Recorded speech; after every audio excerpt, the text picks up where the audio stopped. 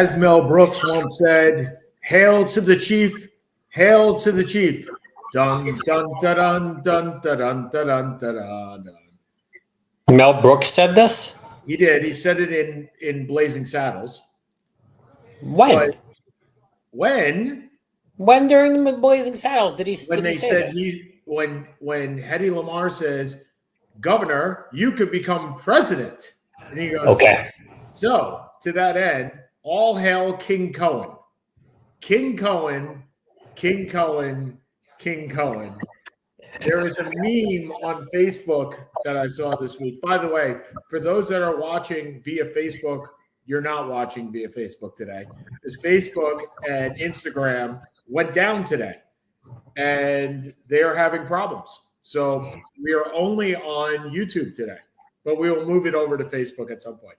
But anyway, there's a meme that was on Facebook a couple of days ago where it's basically every single movie where the guy is like happy, joy, like in Spider-Man when he loses his powers and he's going like this, right?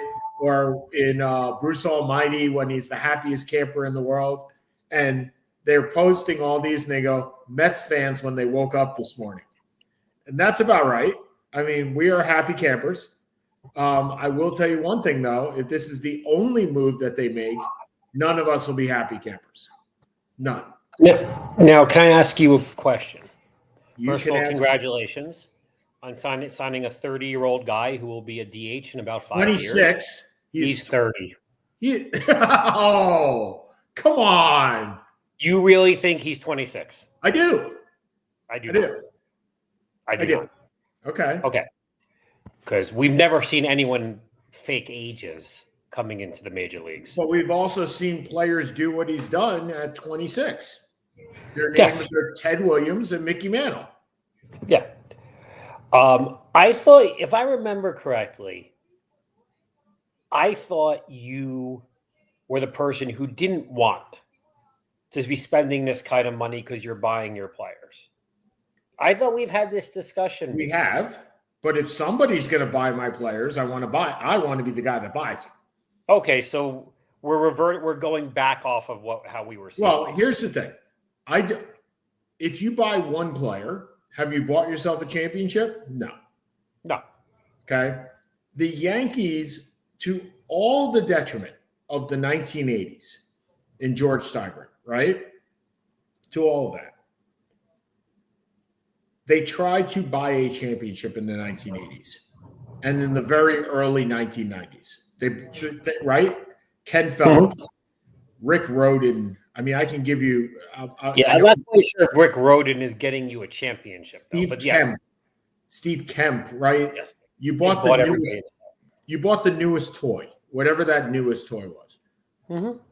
In the late 1990s and early 2000s, you never heard me say the Yankees bought themselves a championship until 2009. Okay, so and I hated that. So if you are able to supplement your pre-existing players, right? You need to have both. You need to have a little bit of A and a little bit of B, but you have to have an owner that's willing to spend to get B. You can't. Yes, in that you have. So here's my point. Right now, the closest team to the Mets. Well, the Mets have two guys. So let's say before Juan Soto, the best comparison Mets and another team at this juncture would have probably been the Kansas City Royals. Surprised, right? You're probably pretty. A superstar middle infielder. And some decent surrounding spots. But the only one that's earning $30 million. They didn't have another player like that. Alonso was earning 15 to 20. They didn't have another superstar contract. It was one. The Yankees have like 8 of them. So my point is, if you do a little A and do a little B, I don't have any issue with supplementing what you already have. You got the A. And I don't know if this is a little supplementing, but okay. Well, it is. It's only one player. It's only one player. Now, it's a lot of one player, but they're not doing. And truth be told, the Dodgers aren't doing anything wrong either. I actually don't have a real problem with it. I'm just surprised you don't. Well, look, the only problem I have with this entire ordeal is that I don't understand how baseball survives.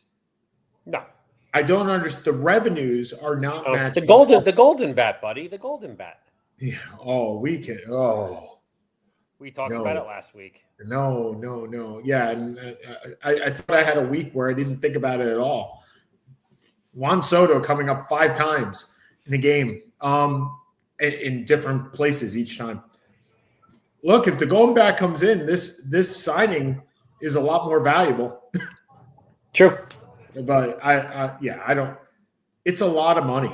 It's a lot of money, and it doubles. 765 guaranteed with escalations up to over 800. 800, right? So what happens is, and for all the Yankee fans out there, and there are plenty of them, that think that Hal Steinbrenner offered the exact same amount of money and just merely got outbid by $5 million. That is not true. Not true. The contracts are nowhere close. So the Mets offer 15 years, $765 million with an out clause after 5 years. Yep. With a signing bonus of $75 million. So those two things alone were not in the Yankees contract. So it was a straight plus. Yes, it was $5 million more, but it was also an extra year, which means that it's really $4 million less over the course of the contract. Now, what's $4 million when you're earning 60? But it's still that. Man, you are tired. You're like falling asleep on me here, buddy. I'm good. Come on, keep it up. Keep up. I'm good. Okay, so the Mets cannot be done. They're not the best team in the NL East. Nope. Nowhere. Are they the second best team in the NL East? Is Ronald Acuna healthy? Yes. Is Strider healthy? Let's say yes. Then no. They're not the second best team in the Phillies are still the best team in the NL East. Phillies have the best pitching in baseball. Yeah, they do. And if you have the best pitching in baseball, you are the best team in your league and perhaps in baseball. The Dodgers are the second best team in the National League. The Braves are the third best team in the National League. Okay, thank God for 18 wild cards in Major League Baseball because the Mets are going to be – one of those 3 teams is going to be intuitive. But if the Mets end their offseason here, if this is the end of their spending, which I do not believe it will be. No, if this is the end of their spending, this is a waste. Pointless. You have no staff. Well, not only that, we have no team, right? Yeah. I did find it funny this morning. I saw lots and lots of posts that Brett Beatty, who wears number 22, there's a couple of things. First of all, if Soto wants the jersey, he has to buy out all the jerseys of Brett Beatty ever made because it was before July 31st, which will probably cost like $250,000. However, Mets fans said we could solve that problem without any issue. Let's just trade Brett Beatty, and that'll be the end of it. And I'm like, well, that's true too. We could do that. But right now we have no third baseman. The Mets have no third baseman. They have no second starter, maybe potentially first starter. Yeah, they got issues. But their issues are not the same as the Yankees. No, the Yankees are a pretty mediocre team. And their response was to sign a 31-year-old lefty to an 8-year contract. Good pitcher. At 5 years or so, I'm pretty good with it. At 8, that's a lot. Well, this is Carlos Rondon, number 2, right? You hope not. I mean, you got your starting staff 1 through 3 is the best in the American League. Yes. It is. Yes, it is. They went the other way, right? They went, if I can't win with hitting, I'm going to win with pitching. but we've seen this dance before, number one. We also know that Max Fried, we don't know if he can play in New York. And this is not hyperbole, ladies and gentlemen. There are players that can play in New York, and there are players that cannot play. And then Ed Whitson walks in through that door. Ed Whitson, Rick Rhoden, Steve, everybody that played in the 1980s for the New York Yankees, basically, could not play in New York. So we'll see. I mean, but if you're Hal Steinbrenner, you are the big loser in this because you are seen by your fans a couple of ways. I don't think fans are begrudging Steinbrenner on this. Oh, I do. I don't think so. Out of what I've read and out of what people I've spoken to, nobody begrudges Steinbrenner on this. Okay. They offered $750 million. At a certain point, as you said, he's not Steve Cohen. So here's why I think Hal Steinbrenner loses on two ways. Number one, he will always be compared to his father. Yes. Okay. George would have gotten Juan Soto. He would have gotten Juan Soto. Probably. He would have gotten Juan Soto last year. He wouldn't have let him go to free agency. The problem I have with that argument is, yes, in theory, that seems absolutely correct. Steinbrenner's been dead, 20 years at this point? And he didn't have a Steve Cohen. 25 years. He wasn't competing with Steve Cohen. That's right. And it's a different era. That's right. You're not wrong. But that's why I think so that's number one why he loses. Number two, we all know how fickle pitching is. And if Max Fried goes 10-10 this year with a 4 ERA, Hal Steinbrenner loses. The Yankees lose. And they also lose the back page of the Post. That was going to be number 3. He has lost the PR. And in no other city, none in the country, is the back page of a newspaper which millions of people don't read anymore, is still valuable. Yep. And so, but I mean, let's be honest here. If Steinbrenner went to 780, Cohen would have gone to 820. Yep. He wasn't going to win this, which is why nobody blames Steinbrenner for this. Okay. So I did see, and it's funny because I saw Rex Ryan on ESPN talking about baseball, which is kind of like, what? And they were asking him more importantly about the pressures of playing in New York, which I still say, what? Why are you even talking about this considering he already played in New York? But okay. And he made a valid point, though. He's like, this has nothing to do with where Soto played. He could have been playing in Philadelphia. He could have been playing in Seattle. He could have been playing in Detroit. This is all based on Boris and the Major League Baseball Players Association. Yeah. He's going to take the biggest contract, no matter what. It could have been playing for a minor. It could have been the Savannah Bananas if they would have given him $800 million. Yeah. And I don't think that's totally incorrect either. Not. So, by the way, the big winner in this is Scott Boras. Yes. Because for all the crap that man took last year, for Blake Snell, for Jordan Montgomery, Matt Chapman. So let's see here. He signed Matt Chapman to a huge deal. He signed some left-handed pitcher, went to the Los Angeles Angels, which is basically the Anaheim Angels, which is basically the place where pitchers go to die. We can talk about C.J. Wilson, or actually any free agent goes to die. Anthony Rendon, Josh Hamilton, you name it, they've died there. And then he's got Max Fried, and he's got Willie. Did he still have Blake Snell? Yeah, and he had Blake Snell. I don't know if he had Blake Snell, and now he's got Juan Soto. Yeah, it's $1.3 billion. $1.2 billion. Like that, right? His commission, like that, it was gone. his commission check. And now the winter meetings can go on without Soto, without Willie Adams, who went to San Francisco. They finally got somebody to sign with them that wasn't hurt.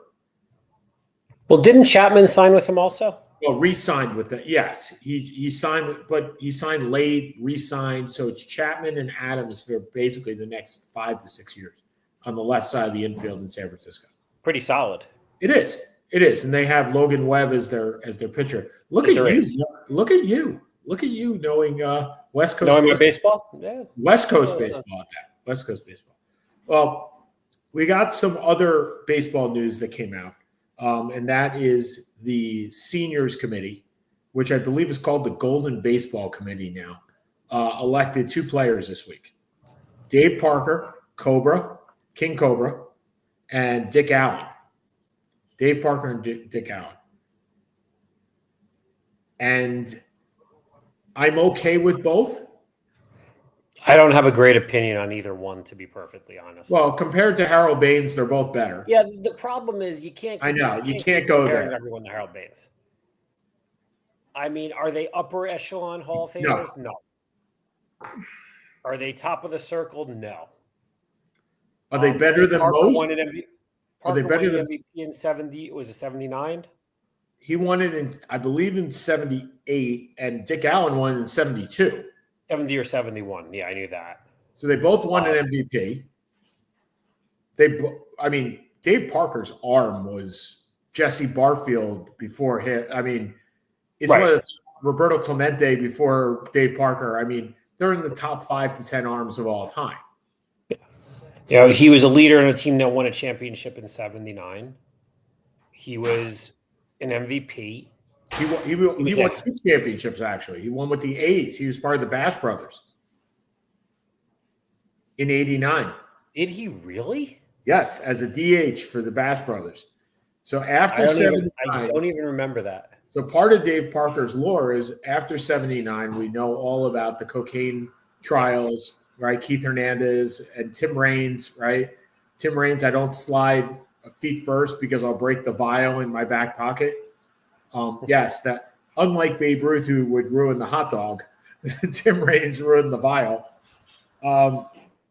So he goes through that, and then in the early 1990s, the early 1980s, mid-1980s, he revitalizes himself with the Cincinnati Reds, and has a great couple of years with there, and then moves on to tutor the Bash Brothers in '89, and he was on that championship team that beat San Francisco.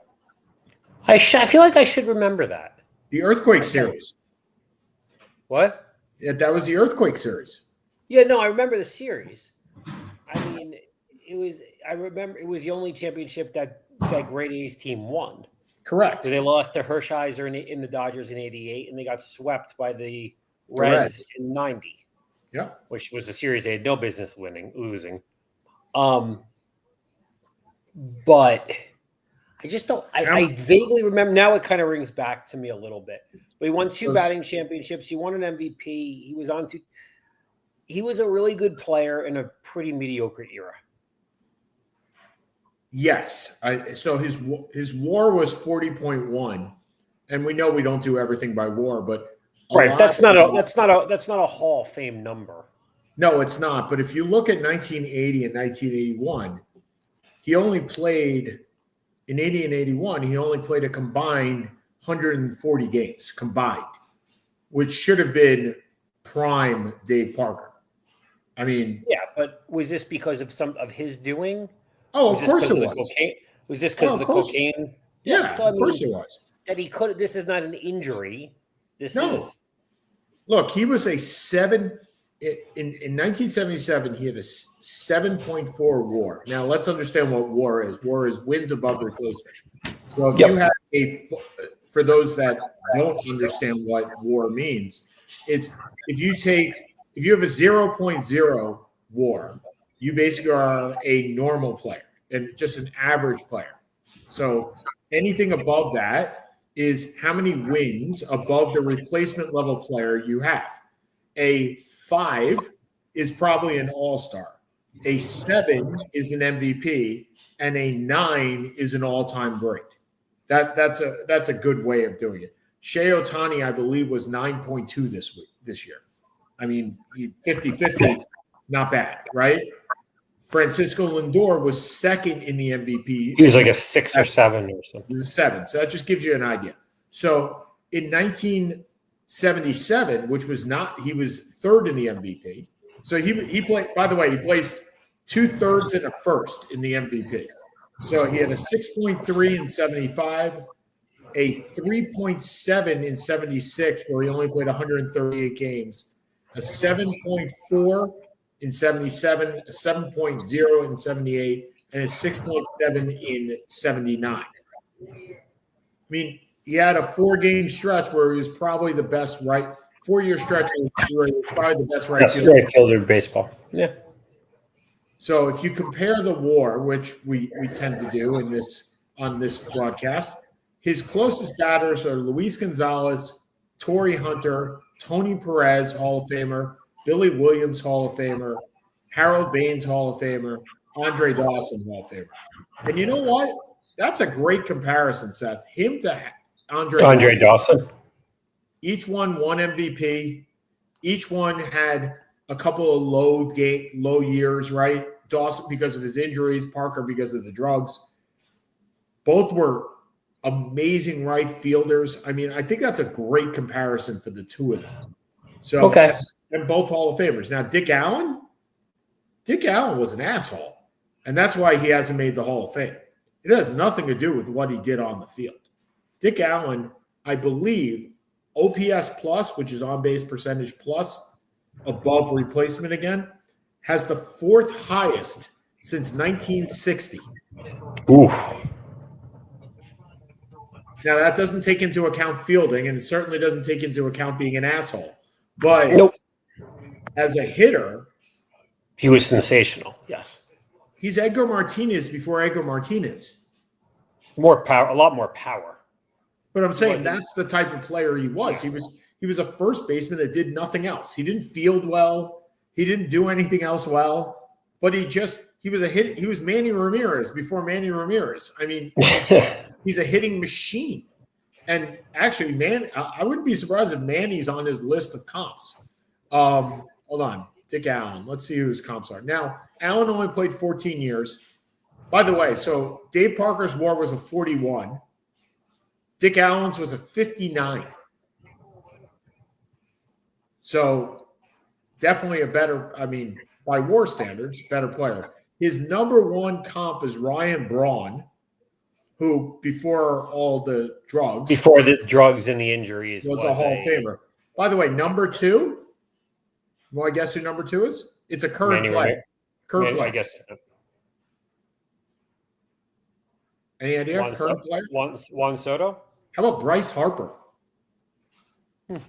And that's a Hall of Famer. That's a Hall of Famer. Number 10 is Mike Trout, also a Hall of Famer. So, anyway, yes, he is, if you look at his adjusted OPS, his career, he's 25th overall, ever. The only reason this man is not in the Hall of Fame is he was a complete. Well, yeah, now he's dead. And now he's dead, so let's put him in the Hall of Fame, right? It's unfortunate, but that's the way it is. Okay, so he's in the Hall of Fame. Congrats to both of them. Interested to see dogs. Lots of dogs. This is what you get when you're in Arizona, dogs. So interested to see who else winds up in the Hall of Fame going forward. Seth, hold on a second. I'm going to take myself off. Okay. So while we wait for His Highness to rejoin, this is kind of rumor time in college. This is college football. We'll get to the playoff in a minute. Over 1,000 players went into the transfer portal in the first 2 or 3 days. And the biggest name is Malik Murphy going to Actually, Murphy was the quarterback. Excuse me, Riley Murray was the quarterback at Duke. He transferred to, I forget where he transferred to, or he may just still be in the portal. They've already replaced him with Malik Murphy, who's the quarterback from Tulane. And then you have Bill Belichick, who apparently there's a very good chance he's going to take the job at the University of North Carolina. Do you see him as a college coach? No, but I see him as getting a job for his son. His son has a job already. Yeah, reportedly this is the deal, though. He goes to North Carolina for 2 years, and Steve Belichick is the coach in waiting. So he's basically guaranteeing his son a head coach job. I'm not sure he's going to be able to put up with being a college coach for 2 years. Can you imagine him negotiating with the 17-year-old? I don't think he will, because in today's sports, I think you're going to get he'll bring a guy like Andrew Luck, right? A general manager type guy, where he will say, okay, would you be surprised if it was Ronald Curry? Like somebody like that who went to North Carolina, right? A name of some sort. Yeah, no, I think it makes all the sense in the world. I mean, that would be a great job for me. I'm just telling you, just flat out. Is Syracuse looking for someone? If they are, Derek Coleman, Carmelo, I mean, I could name 1,000 people that would be better situated. Somebody that's definitely over 5'7.5". They ain't hiring you for your basketball skills. No, definitely not. But the fact is, look, I think he may wind up there because if he wants to coach, Seth, where is he coaching? Well, where in the NFL is giving him the power that he would want? Does he have that power in college? He has all the power in college. No, I don't think any coach has all the power because he's a 73-year-old man coaching 18-year-olds. I don't know. He's a 73-year-old man coaching 18-year-olds, and he doesn't give a shit about it. Like, that's the other thing, right? So he's there for 2 years. He's cashing a paycheck, but he's relevant, or so he thinks he's relevant. I mean, if you look at the NFL, he's definitely not going to Chicago. There's no chance that he goes there. No, he's not a Chicago fit. He's not a Jets fit. Okay, so where's he a fit? And don't tell me Dallas, because I keep thinking that Mike McCarthy's going to wind up back there. That's insane. If Micah Parsons wants him. I don't know if Micah Parsons wants him or Micah Parsons felt the need to make the comment because he made the comment to the alternative previously. Okay, fair enough. But I don't know. I honestly, I'd have to think about it. He's not a fit in Cincinnati. Cincinnati's not.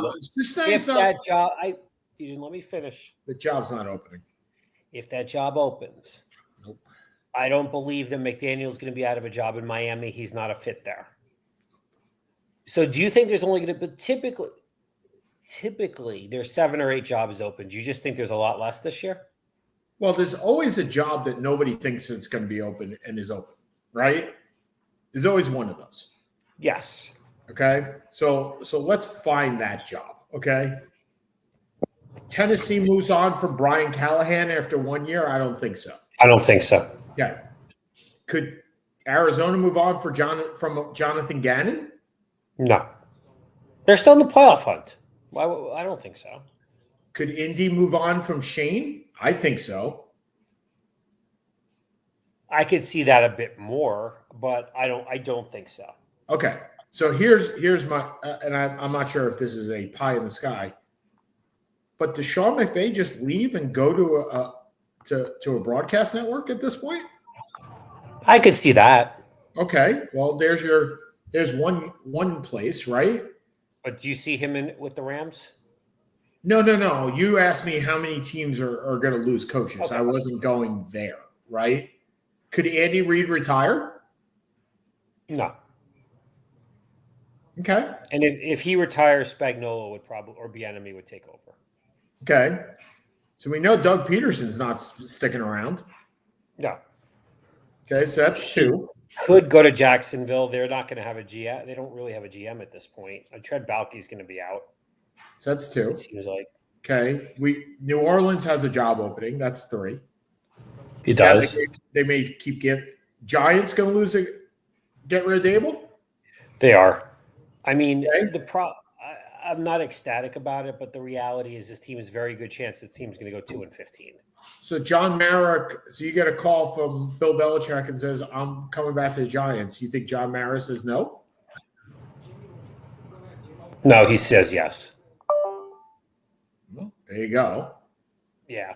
I mean, that was I can't see Mara saying no to that. But you also wonder how Belichick's going to look. The last 5 years for Belichick in New England were not pretty. No. Okay, but we're looking at just teams with job openings at this point, right? Okay, so yes. All right. So Giants are 1, right? Philly, the Giants, the Jets. Do you think the Raiders job opens? No, I think Philly may open if they just do nothing in the playoffs. If they don't make the NFC title game. Yeah. Okay, so I'm calling Philly, so that's 2. Tampa Bay is not opening. Chargers aren't opening. Detroit, Buffalo, nope. Actually, after the timeout fiasco with Buffalo, you kind of go, what? McDermott's not losing that job. By the way, maybe the coach of the year of that team. I have a lot of problems with Tom Brady being a broadcaster. I have no problem with the criticism that he laid at Sean McDermott's feet on that Sunday night game. That was his coming out party as far as being a broadcaster. All right, Indy, I think he's done. So let's go Philly, Indy, Tennessee. No, the Giants are 3. New Orleans is 4. Jacksonville is 5. The Jets are 6. Jets are 6. And you don't think Dallas? I don't. Well, I think McCarthy's gone. I don't. And I'll say the Rams are 7. So you got 7 jobs opening, and that's without Dallas. It's a lot. It is. I didn't even know that Steichen was on the hot seat, to be perfectly honest. Well, he hasn't developed Richardson, right? They're in a pretty bad division. They should be able to be far more competitive than they are.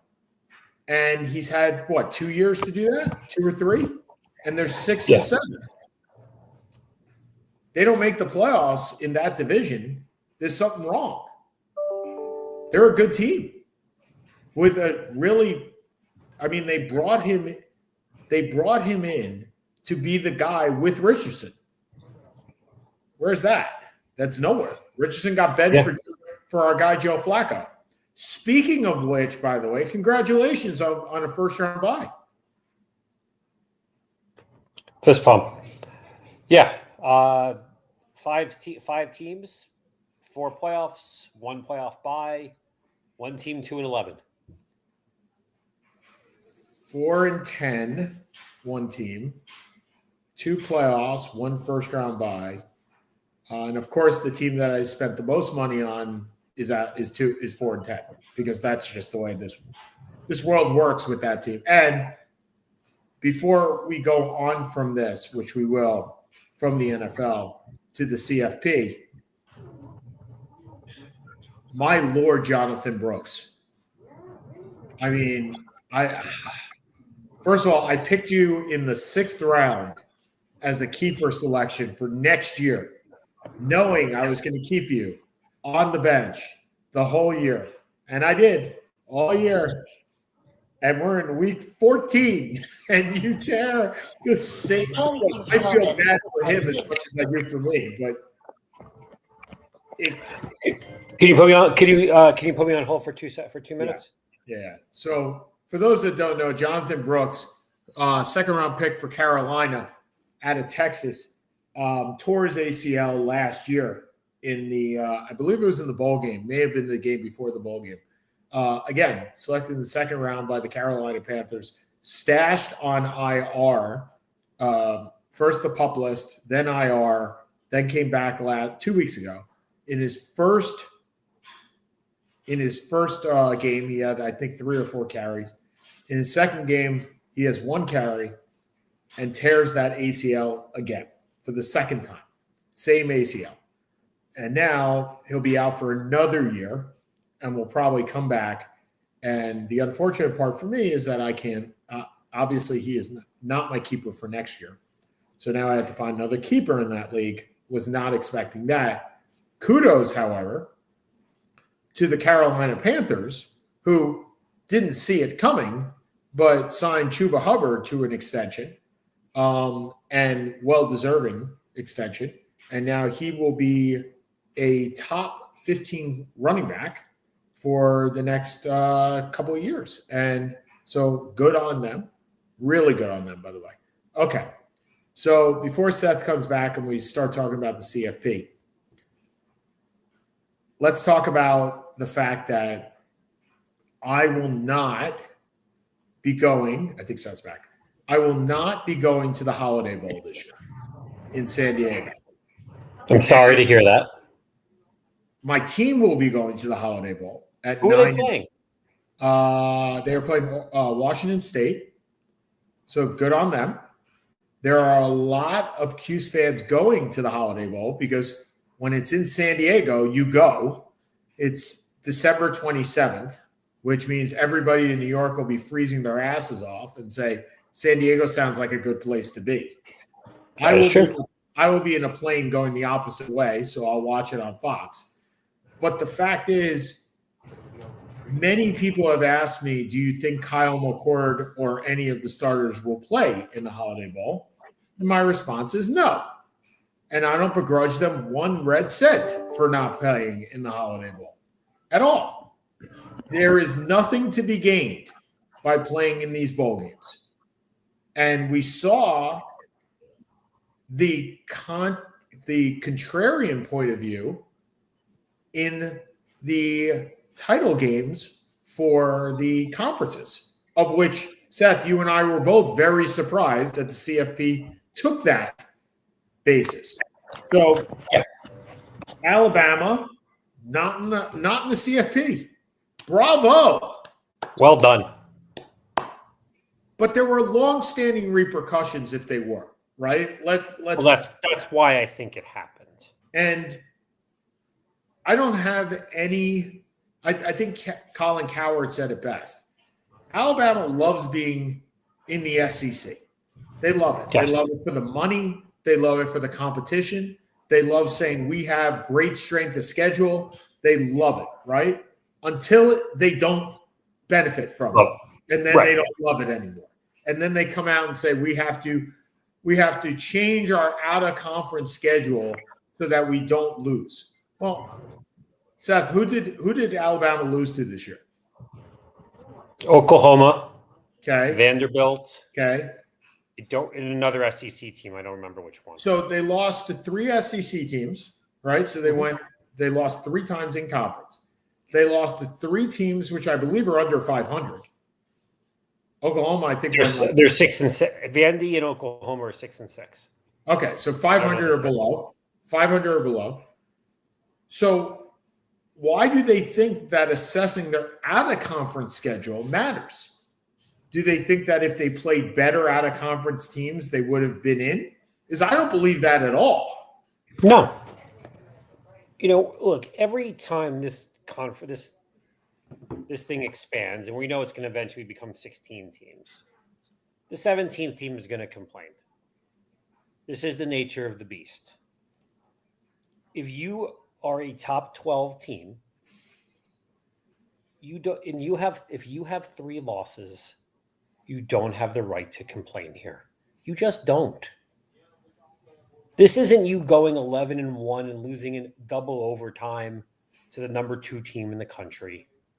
This is you lost to 2 6-6 teams. Yes, you beat Georgia. Well done. But you don't have the right to – you can complain, but you don't have the right to make a massive argument when you go 9-3. And the problem, as you said, the major issue would be if they lost to Tennessee, by the way. Okay. Number 7 team in the nation. Okay, so Tennessee is a top 10 team. Yeah, it's a good loss too. So they lost to those 3. They beat Georgia. They beat Ole Miss. By the way, look at their out-of-conference schedule. Who exactly did they play? They played South Alabama, South Florida, Western Kentucky, and Wisconsin. So you lost to and I'm sorry, and Mercer. So you lost. So you beat a Big Ten team under 500 in a year where the Big Ten is very top heavy and pretty much crappy. Other than that, and 3 teams that no one gives a crap about.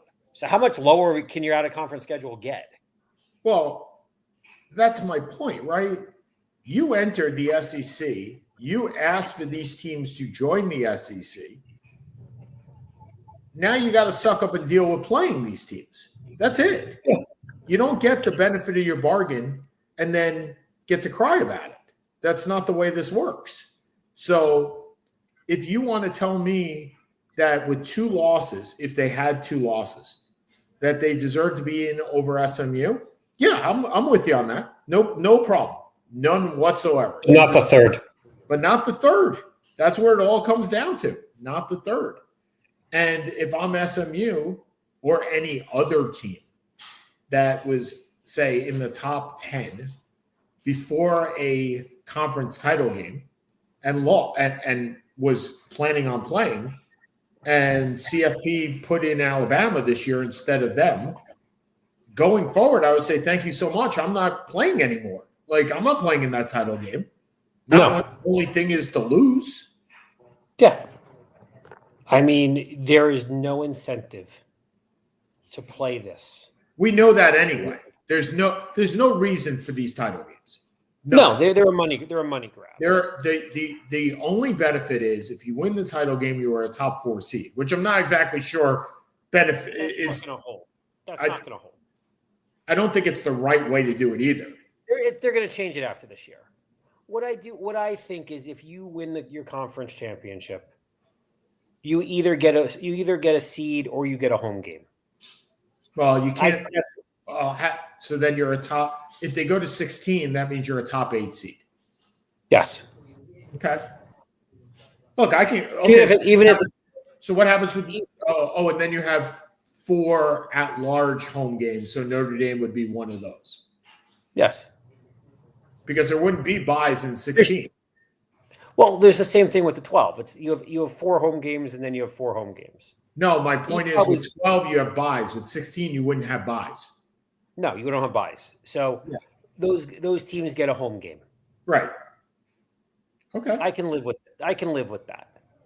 But yeah, look, Boise State went 11-1 and lost to the number 1 team in the country by 3 on a field goal at the buzzer. Yep. They may not be top 10, but I don't really see a massive argument moving them down very far. Arizona State's playing as well as anybody in the country. I don't think anyone can argue that. Georgia hasn't been very good all year. They're kind of, I mean, you've seen this. This would have been the real fun fight. They beat Georgia Tech in 8 overtimes. If they had lost that game, which was certainly possible, then the Texas game would be a play-in to get in. Yeah. Clemson is the weakest team in the SEC. They played 1 good quarter, and they held on for dear life and kicked a 56-yard field goal at the end. You know what? But sometimes that's all you need, right? I mean, it was in this case. You play who you got. By the way, congrats to the CFP for not only doing what we wanted, which was kicking Alabama to the curb, but also putting on next Friday, Indiana at Notre Dame, which is exactly what I asked for last week, was the Battle of Indiana. And bring it on. You'll probably be watching it at our house. I will be watching it. No, we'll find a bar. Come on now. We'll go to the club. Or the bar may be in my basement, but yeah. Go to the club. We'll go to the club. We'll probably go to the club for dinner. The posh club. Anyway. So, all right. Look, we don't have to address the CFP this week because we have next week to do it. But we should address the Heisman Trophy, who is going to be awarded this week. Okay. Your thoughts, because I'm really interested in this, because I've seen lots and lots of, obviously with social media, you see comparison here, comparison there. Obviously, it's Travis Hunter or the running back from Boise State, Ashton, and I can't remember his last Jeffrey. Genty. Those are the two front runners. You have a pick? Do you care? I mean, I don't. I think Hunter wins. I think it probably should go to Jonty. I think it's the weakest group of Heisman finalists that I can remember. I think I don't think it's a great. I'll be honest. It's not a great college football year. It's been fun. I don't think there's a phenomenal quality of college football at this point. But look, Hunter is a sensational player. I have no problem with him winning it. The wide receiver corner combo is kind of neat, but for all really, you're giving a cornerback the Heisman. We've seen it once before. It was disputed. I don't think this one will be much disputed. I think he'll win. You don't think it'll be close? I don't. I think he's going to win pretty convincingly. I think he has gotten so much publicity from being at Colorado. Yeah.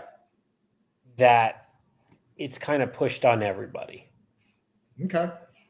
Dylan Gabriel, great college quarterback. He's not a Heisman winner. Well, Cam Moore. I guess my point is, you're right. You don't have your Ty Detmer stats, right? You don't have your Pat Mahomes stats. You don't have your out of the earth stats this year, except for Alshon Jeffrey. Yeah. Now, Alshon Jeffrey was a wide receiver. Gentry. But here's the thing that bothers me.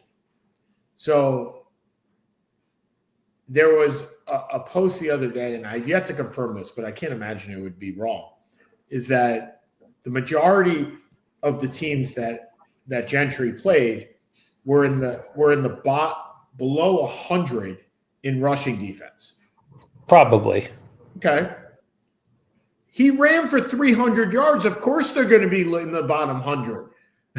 I mean, yeah. He's the second most yards in the history of the season. But I'd love to see what Barry Sanders, right? The teams that Barry Sanders played, I'm sure they weren't in the top 10 because he ran for 300 yards against them.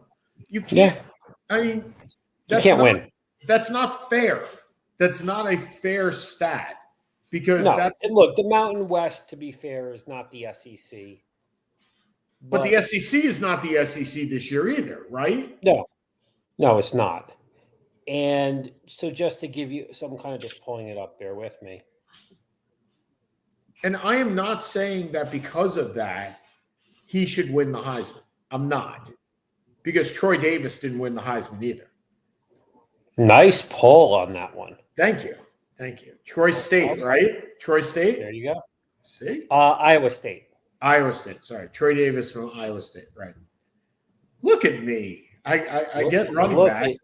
It's all about the yards, my friend. It's all about the yards. But yeah, I don't think that just because you had the most yards, Ty Detmer, I don't believe belonged in the Heisman conversation either. Just because he had numbers, right? And not all numbers are equal. I think we've established. He ran for Oregon. He ran 25 carries, 192 yards, and 3 touchdowns. I mean, Oregon's strength. Now again, what was Oregon's defense ranked? Hold on, I got it. So they are yards per game, 12th overall. I'm looking at rushing plays. They've given up 5 yards, 4.1 yards per rush, number 56, and 132 yards per game, 35th. But what I find great is actually of his first 5 games of the year, that Oregon game is the only game he averaged less than 10 yards a rush. I mean, think about that. I know. It played Washington State. That's Bo Jackson and Tecmo Bowl. Yeah. But that's what I'm saying. So you want to use the opposition stats against you. I get it. but understand for those that use them, he's the cause of some of He's this. part of the cause of why their stats are where they are. Right. And what that also means is he said if Oregon is 12th in rush defense, letting up 100, what would they have been if they didn't let up 192 yards to John Tree? No, they're 35th in rush defense. Oh, I'm sorry. Okay. 35th in rush defense. But if they give up 132 yards per game. But you're right. If they don't, obviously that is above what Gentry is above what they normally give up. So, yeah. And I have to think he's probably the only one that carried the ball on the entire team. I would assume so, yeah. Yeah. And also, you have to make an understanding, at least I think you do, for the, yes, quarterbacks, running backs. I get that Hunter has a hard time. Running backs at any level take more of a pounding than any other skill position. My fault. It's not even close. You are running into a wall every time you go down that pike. And to me, that says something. And the mock drafts that I have seen have him in the top 20. Generally going to Dallas, by the way, because every running back goes to Dallas. And look, it's a good fit, but I think Dallas has more important needs than running back. You may want to replace Zach Martin at some point before he's a geriatric. He went on IR, by the way, this week, so he's gone for the year. They have nothing to play for anyway. But the fact is, I am hoping that Gentry wins the Heisman. I am hoping you are rewarding a player for more than just hype. Those numbers that he has put up are legitimate numbers. They may be in your Mountain West Conference, but they're no less than Ty Detmer in the Mountain West Conference in 19-something or another. And yes, I don't remember most of the Heismans between Ty Detmer and Ashton Gentry, but I know him. So, or Andre Ware. There you go. Or David Klingler. David Klingler. Hey, but Andre Ware. Wait, were they in the Big 12 at that point? No. Southeast Conference? No. No, sorry, SWAC? Not the SWAC, right? Southwest Conference. Southwest Conference, which no longer exists, along with the Pac-2. So, along with the Pac-2. Hey, right. You know what? It's the ACC versus the Pac-2 in the Holiday Bowl. That's what it should be billed as. The Holiday Bowl featuring the ACC versus the Pac-2. We should make up T-shirts. Maryland staying home, I assume. I have not checked. They are staying home. The only good news from Maryland is they have a top 50 quarterback recruit coming in. Oh, no, you have the best defensive player in the country coming in. No, that's the following year. Oh. That's 26. Congratulations. You will have him until December 31st, 2025. And then we'll see if he actually plays for Maryland. Ohio State's going to offer him $11 million a year, and that'll be the end of that. Yep. Welcome. The way the world is. Welcome. All right. Last 5 minutes, sir. You're up. What do I want to talk about today? I don't know. We talked about so much damn stuff. We did today. Would you like me to go first? Yeah, you can go first. Congratulations to the Boston Red Sox. They acquired Garrett Crochet today, who is the best starting pitcher on the market. They gave up 4 draft picks. Prospects. Welcome back to relevancy. So you traded Chris Sale last year, and you paid his entire salary to the Atlanta Braves. And you got back Vaughn Grisham to play second base, who got hurt. Chris Sale then went on to win the Cy Young in the National League. So not only did you trade him, but you paid for him to win the Cy Young in Atlanta. Congrats on that. And in exchange, you just spent 4 more prospects to go get a guy that you hope to be as good as Chris Sale. So with that in mind, congratulations on becoming relevant again. You still need, I think, 3 hitters, 2 more pitchers, and a closer, but you're getting there. So congrats. Okay. Really? The World Cup to Saudi Arabia? Is that really? We've talked about how sports washing has kind of become this big thing. Or sports being the whitewashing of so many human rights issues. We've seen this with Live Golf.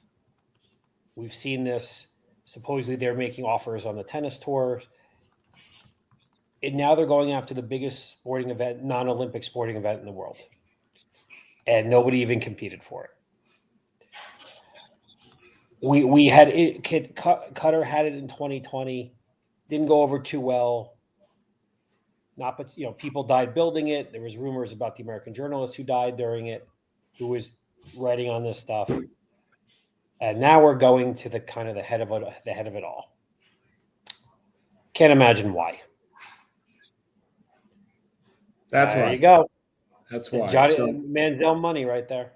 We're going to hear more about human rights violations. We're going to hear more about how hot it is. We're going to hear all this stuff, right? And at the end of the day, it's become exactly what the Olympics are, which is they being the FIFA, don't have enough countries that want it. So what LA and what Paris did was say, these are my terms, come to me, because you got no other options. And the unfortunate part is that's exactly what FIFA probably has right now, is no other options. So they are doing what they can. I don't begrudge FIFA if this is the only people that are going to pay for it, because FIFA is not paying for it. They want to be paid. Nope. So until something unfortunate happens beyond a journalist getting killed, this is where we are. And so FIFA, you made your bed. Now go lie in it. That's it. All right. For Seth Kamens, I'm Sean Palmer. Next week, we'll do it I believe we'll probably do it on Friday, right? Because I would think so. We'll do it during the Notre Dame game. There we go. Perfect. Fantastic. So we'll see you guys on Friday. Have a good week, everybody. See you. Bye.